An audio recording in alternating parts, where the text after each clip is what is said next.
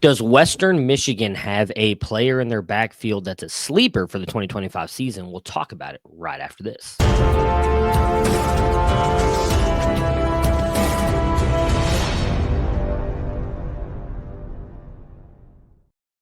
If you like what we are doing here at Campus to Canton, please consider hitting that like and subscribe button. We are trying to get to 5,000 subs by the start of the 2025 college football season. We appreciate your love and support in helping us get to that mark, and appreciate you guys helping us spread the good word of college fantasy football around the world. All right, I want to talk about one Cole Cabana, running back transfer into Western Michigan from Michigan. Was a player that I actually really liked in last year's recruiting class. I wrote up his profile for the Campus to Canton freshman and supplemental draft guide.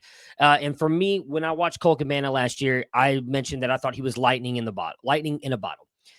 When the ball's in his hands, he was an explosive playmaker, and he had spectacular vision. I loved when he saw the hole, he used his burst to get through it. And while he is more of a speed threat, he did run with some physicality at times. On top of that, he had a devastating jump cut paired with his ability to kind of fake defenders out with a head fake, send them going one way, him another. He also hurdled players at times. And he was actually a really good receiving threat as well in high school. He's a player that is extremely dangerous, and I thought would be kind of the Donovan Edwards role in the Michigan offense had he been given that opportunity. The biggest issue with him was obviously his size. He was listed at 5'11", 187 coming out of high school. Now, he has added some weight since then. I believe now he is listed a little over 6 foot and at 204. I'm not sure that I believe he's actually 204, but that's what he's listed at. When you look at where he's going, he's, again, transferred over to Western Michigan with Lance Taylor and offensive coordinator Walt Bell, who was the offensive coordinator last year in 2024.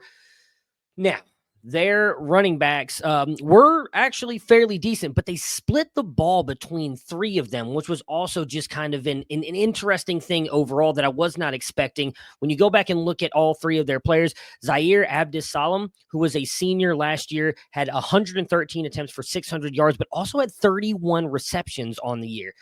Jamal Haley had only the 6 carries, but Jalen Buckley, who remains on the team currently at 128 carries for 683 yards. And then, of course, the kind of leader overall in that room was Jaden Nixon with 143 carries, 919 yards, 10 catches for 77 yards. Jalen Buckley, 15 catches for 112. When you add all that up, all 3 of those running backs were honestly really good in a smaller aspect. And if you look at that as one player, could be an absolute stud. Zaire Abdus-Salam averaged got 142.5 fantasy points last year. He averaged 11 points per game, finishes 113th. When you look at Nixon, he finished with 15 points per game, was the 45th running back overall. So again, those 2 are kind of the leaders of the room. And if you put that into one running back, I think they could be really explosive. And I think that's Cole Cabana. Now, again, as I mentioned, Walt Bell in this offense, they did run the ball a ton. Over 60% of the time, they ran the ball in early neutral downs.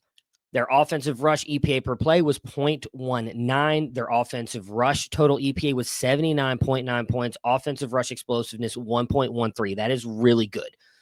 Now, overall, their rushers average, just their number one overall rusher averaged 13.39 points a game. Again, Nixon was at 15, but he's gone.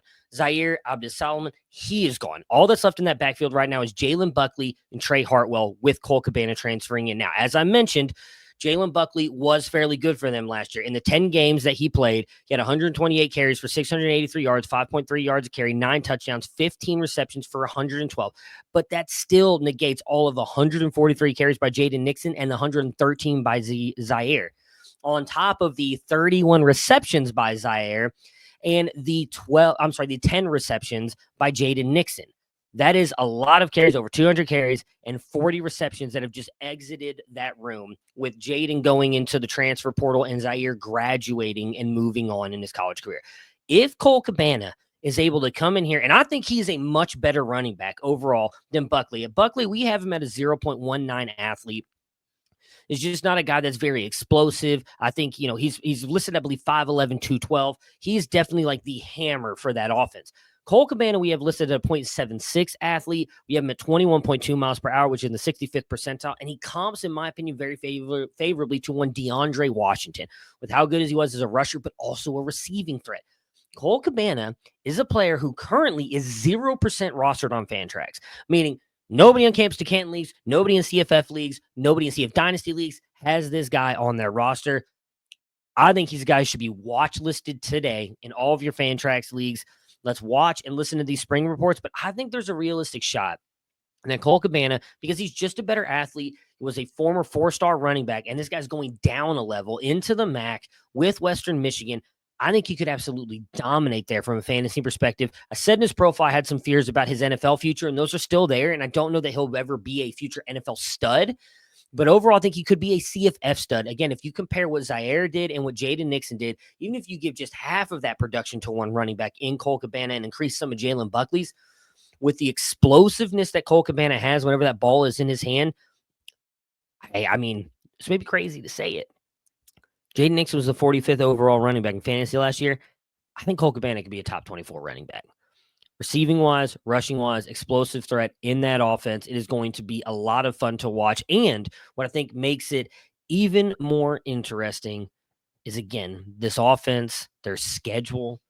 Cole Cabana, I don't think we were really thinking this to start the year, but sneaky fantasy set in 2025. You tell me down below. We'll talk to you guys again soon.